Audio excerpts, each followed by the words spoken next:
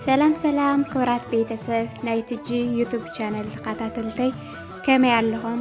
ኣነ ኣምላክ ይመስገን በቢዘለኹምዎ ፍቕሪ ሰላም ረኻ ቅሳነት ይምነየልኩም ሰው ንሎሚ ሒዘልኩም ቀሪበ ዘለኹ ድማ ሓቀኛ ዛንታ እዩ። ቅድሚ ናብቲ ቪድዮ ሞታዊ ድማ ሰብስክራይብ፣ ላይክ፣ ሼር ብምባል ከምኡ ድማ ኮሜንት በመጽሐፍ ኣታውዕኒ ዘይገበርኩም ድማ ሰብስክራይብ፣ ላይክ፣ ሼር እናገበርኩም ቤተሰብና ምዃን ትኽእሉ ኢኹም። እሺ ናብቲ ቪድዮ ከብለኩም። ይቅርታ ይሰምዐካ የለኹን። ካብ ዕለታት ሓደ እዋን ሓደ ሰብኣይ ኣብ ገዛ ሃብታማት ስድራ ዋርድያ ኮይኑ ክሰርሕ ተቆፀረ። መዓልታዊ ስርሑ ነቲ ዓብዪ ማዕጾ ካንሸሎ ምኽፋትን ምዕፃውን ነበረ። ኣብ ከምዚ ኣጋጣሚ እቲ ዋርድያ ዋና እቲ ምዕሩግ ቤላ ክመጽእ ከሎ ወትሩ ተፈጊሙ ሰላምታ ይልግሰሉ ነበረ። ይኹን ደኣ እምበር እቲ ዋና ሓንቲ መዓልቲ እውን ትኹን ግብረ መልሲ ሂብዎ ኣይፈልጥን። በዚ ምክንያት ድማ ኣብ ልዕሊ እቲ ዕቡይ ፈንፋኒ ድኻ ዝበሎ ኣስርሒኡ ከቢድ ጽላእ ተሕደረ። እቲ ዋርድያ መዓልታዊ ስርሑ ድሕሪ ምዝዛሙ ናብ እንዳ ጎሓፍ ናይቶም ገዛ ኣምሪሑ ገለ ተረፍ መረፍ ምግቢ እንተረኸበ ሓሰው ናይ ምባል ባህሪ ነበሮ።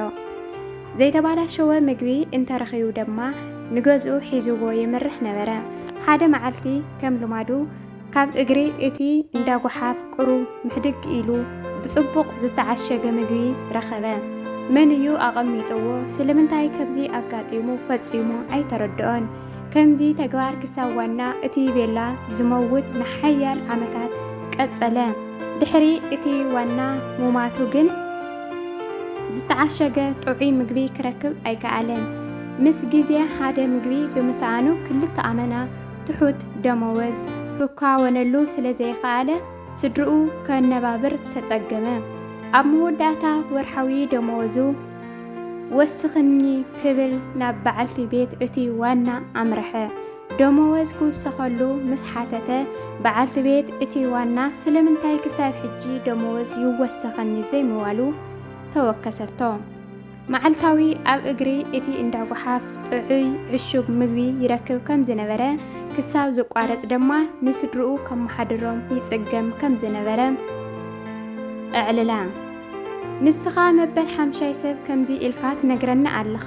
በዓል ቤተይ እዩ ንኹለኹም ዝሕግዘኩም ነይሩ፣ ኣይትጨነቕ ደመወዝ ክውስኸካየ በለቶ ንብዓት እናሰዓራ።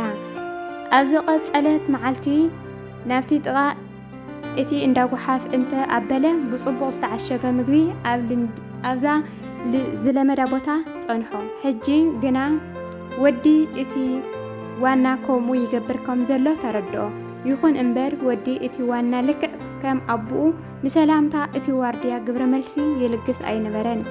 ሓደ ጊዜ እቲ ዋርድያ ከም ልማዱ ሰላምታ ለጊሱ ግብረ መልሲ ምሰኣነ ናብቲ ወዲ እቲ ዋና ጠኒኑ ብምኻድ ኣብ ኣፉ ተወቲፉ ብሕርቃን ስለምንታይ ለገሰሉ?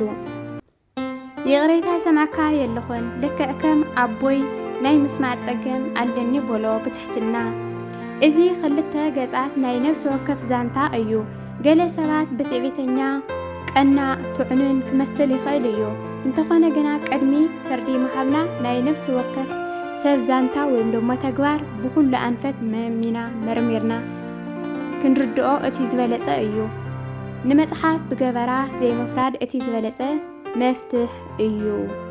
ነዚኣት መስል ነራ እታ ዛንታና ክሳብ መወዳእታ ክሰምዕዋ ስለ ዝጸንሐኹም ብጣዕሚ ኣዝየ ዘመስግን። ሳብስክራይብ ኣይትረስዑ።